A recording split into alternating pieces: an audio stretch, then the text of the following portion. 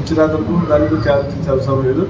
ఈరోజు ఎంత కష్టపడుతున్నాడు చంద్రబాబు నాయుడు ఆలోచన కూడా ఎండనగా వాహనాలు పాప మహానుభావం ఆయన కానీ ఈయన కానీ బీసీ లేకపోతే ఏమి ఉండకూడదు ఆయన మేము మీరందరూ బీసీలు ఉండాలి కదా మాకు మేము రాజ్యాంగ హక్కు లేదా మేము కట్టడి చేయకూడదా మేము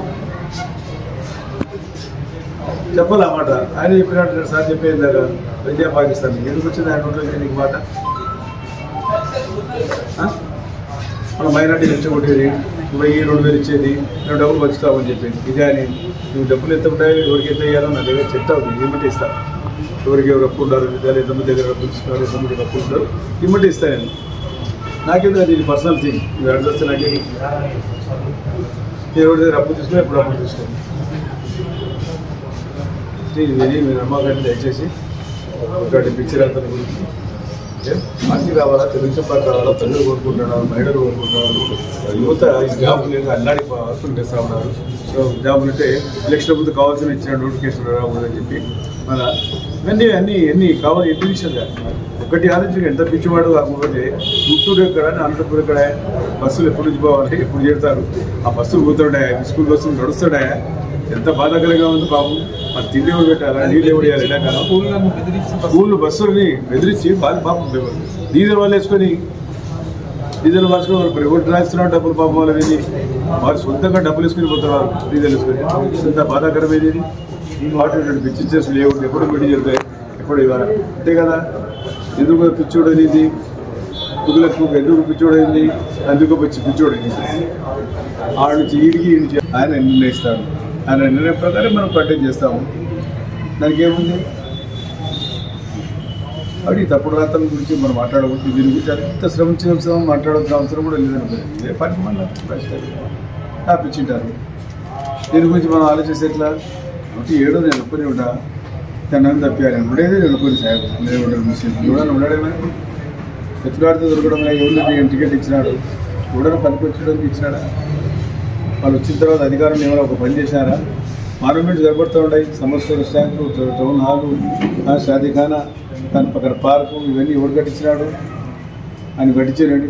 ఆ ₹1,00,00,000 ఎవరు రోడ్ వేసి దానికన్నా పెద్దగా ఇస్తారు పైలాన్ ₹1,00,00,000 ఖర్చు అయ్యేది రోడ్డుకు పైలాన్ చూసారు పైలాన్ చేయాలి మున్సిపల్ ఆఫీసర్గా దానికి 10 లక్షలు ఖర్చా. అది సగం రోడ్డే మళ్ళా ఫుల్ రోడ్డు కూడా కాదు. వీళ్ళ జీవితంలో అది ఒక రోడ్ వేశారు. ఆ సందర్భంలో రోడ్ అంతా పాపం వాళ్ళు కౌన్సిల్ తీసుకుని ఇరిగేషన్ ఏమి కాదు అది మున్సిపల్ ఫండ్స్ ఇలా పేపర్ కూడా వచ్చింది అన్ని మున్సిపల్ ఫండ్స్ అన్ని దాదాపు ₹1,00,00,000 వాడిస్తారు. క్లీన్ బోర్డు ఏం లేదు మున్సిపాలిటీలో కూడా. ఇంకా మున్సిపాలిటీలో మీకు నోటిఫికేషన్ వస్తుంది ఈ నెల జరగదు వచ్చే నెల జరగదు 6 నెలల తర్వాత మన మున్సిపాలిటీ పరిస్థితి మీకు తెలుసు ఎవరి చేతులకు వస్తుంది ఎవరు వస్తారో అది అప్పుడు ఆలోచిస్తాం. తెలుగుదేశం పార్టీ వచ్చిన తర్వాత ఎవరు ఉండాలి అనేది అది నిర్ణయం జరుగుతుంది ఏం పెంచుందో దానికన్నా. ఇప్పుడు మేము ఉండాలి పుట్టి పెరిగాం ఎక్కడో గజం స్థలం తీసుకున్నాము కింద 2.5 ఎకరా ఎవరు అరికట్టాలి కదా. ఇష్టం వచ్చి అమ్ముకుంటా ఉంటే ప్రభుత్వ స్థలం ఆ రోజు పెండగంటి వెంకటేశ్వరయ్య గారు నంద్యాల అభివృద్ధి కోసం చెప్పించాడు మహానుభావుడు. సచ్చి ఎక్కడ ఉన్నాడు బాబు అది మున్సిపాలిటీ నిలబెట్టుకోలేకపోతే మిద్యంస్థానం వస్తే ఆ రోజు గంగిరెడ్డి గారు వస్తే సగం స్థలం హౌసింగ్ బోర్డుకి ఇచ్చారు.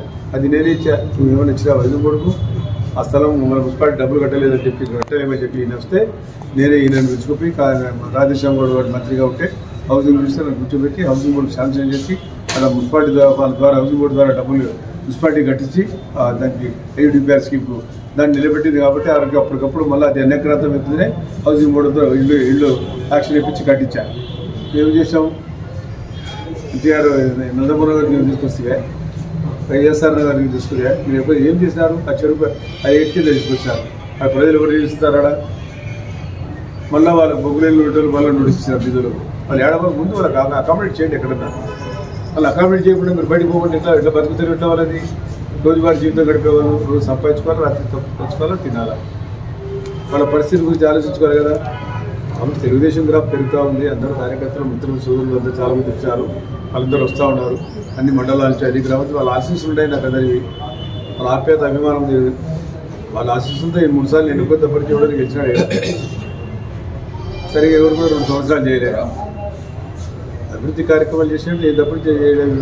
అక్కడ మసీదులో ఫ్యాన్ వేస్తే పని ఏం చేయాలా అట్లాంటి ఫ్యాన్లు ఏసీలు 100 గంటలు ఇప్పించాను.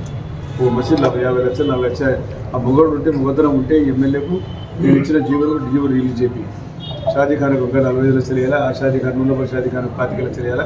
ఉండే మసీదు అదే జుమా మసీదు కూడా చదువుతారు ఎంబీసీ, దానికి 50 లక్షలు ఇచ్చి అది రిలీజ్ చేపాము. చాలు. మొగతనం ఉంటే మీసాలు ఉంటే మీ ముఖ్యమంత్రి గారికి మైనార్టీ మీద ప్రేమ ఉంటే నేను ఇచ్చిన డబ్బులు ఇమ్మీడియట్లీ ఇప్పేది. మొగతనం ఉంటే మీసాలు ఉంటే మీ ముఖ్యమంత్రి గారికి మైనార్టీ మీద ప్రేమ ఉంటే నేను ఇచ్చిన డబ్బులు ఇమ్మీడియట్లీ ఇప్పేది.